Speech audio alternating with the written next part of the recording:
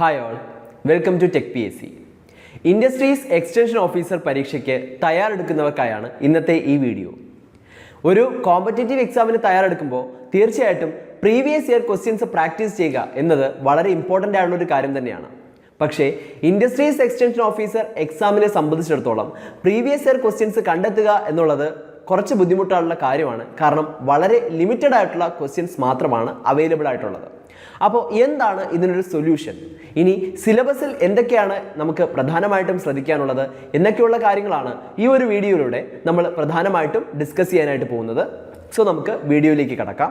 അപ്പോൾ സിലബസ് നമ്മൾ പരിശോധിക്കുകയാണെങ്കിൽ പ്രധാനമായിട്ടും സിലബസിൽ 6 പാർട്ടാണുള്ളത്. അതിൽ പാർട്ട് 1 സിവിൽ എഞ്ചിനീയറിംഗ് ആണ്. സിവിൽ എഞ്ചിനീയറിംഗ് നിങ്ങൾക്ക് ഡീറ്റെയിൽഡ് ആയിട്ടുള്ള സിലബസ് സ്ക്രീനിൽ കാണാനായിട്ട് സാധിക്കും. പ്രധാനമായിട്ടുള്ള ടോപ്പിക്സ് മെറ്റീരിയൽസ്, അതുപോലെ കൺസ്ട്രക്ഷൻ, സർവേയിങ്, ഇത്രയുമാണ് പാർട്ട് 1 നമുക്ക് കംപ്ലീറ്റ് ചെയ്യാനായിട്ടുള്ളത്. ഇനി പാർട്ട് 2ലേക്ക് നോക്കുകയാണെങ്കിൽ part 2 industrial management and industrial engineering ആണ്. പാർട്ട് 3 നോക്കുകയാണെങ്കിൽ ബേസിക്സ് ഓഫ് മെക്കാനിക്കൽ എഞ്ചിനീയറിംഗ് ആണ്.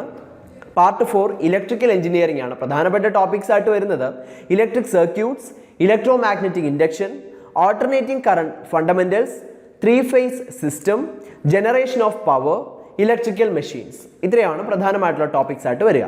ഇനി പാർട്ട് 5 നോക്കുകയാണെങ്കിൽ ഇലക്ട്രോണിക്സ് എഞ്ചിനീയറിംഗ് ആണ്. അവിടെ ഇലക്ട്രോണിക്സ് എഞ്ചിനീയറിംഗ്, ഇനി വർക്കിംഗ് പ്രിൻസിപ്പിൾ ഓഫ് സ്വിച്ചസ്, ഇതാണ് പ്രധാനമായിട്ടുള്ള ടോപ്പിക്സ് ആയിട്ട് വരുന്നത്. സബ് ടോപ്പിക്സ് നിങ്ങൾക്ക് സ്ക്രീനിൽ കാണാനായിട്ട് സാധിക്കും.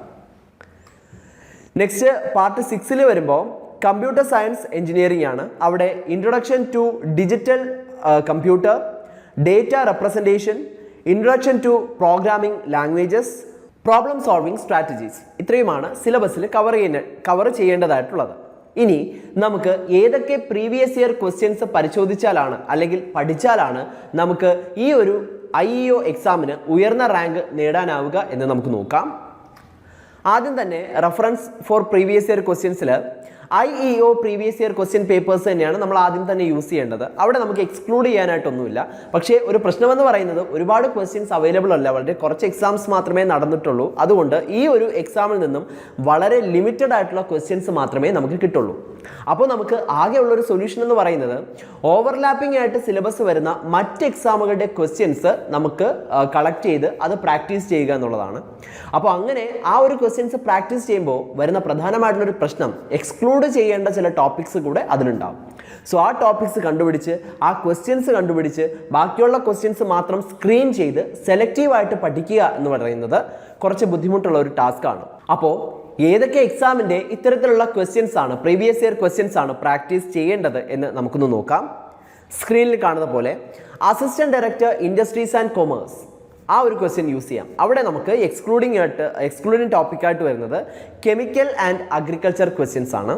ഇനി Kerala PSC poly lecturer all branches, അത് സെലക്റ്റഡ് ടോപ്പിക്സ് മാത്രം, നമ്മുടെ സിലബസ് അനുസരിച്ചുള്ള സെലക്റ്റഡ് ടോപ്പിക്സ് മാത്രം നമ്മളെടുത്ത് പഠിച്ചാൽ മതിയാകും. അതിനുശേഷം Kerala PSC assistant professor question paper, ഈ ഒരു ക്വസ്റ്റ്യൻ പേപ്പർ നമ്മൾ പരിശോധിക്കുമ്പോൾ 2016 വരെയുള്ള ക്വസ്റ്റ്യൻ പേപ്പർ മാത്രമേ നമ്മൾ പരിശോധിക്കാൻ പാടുള്ളൂ.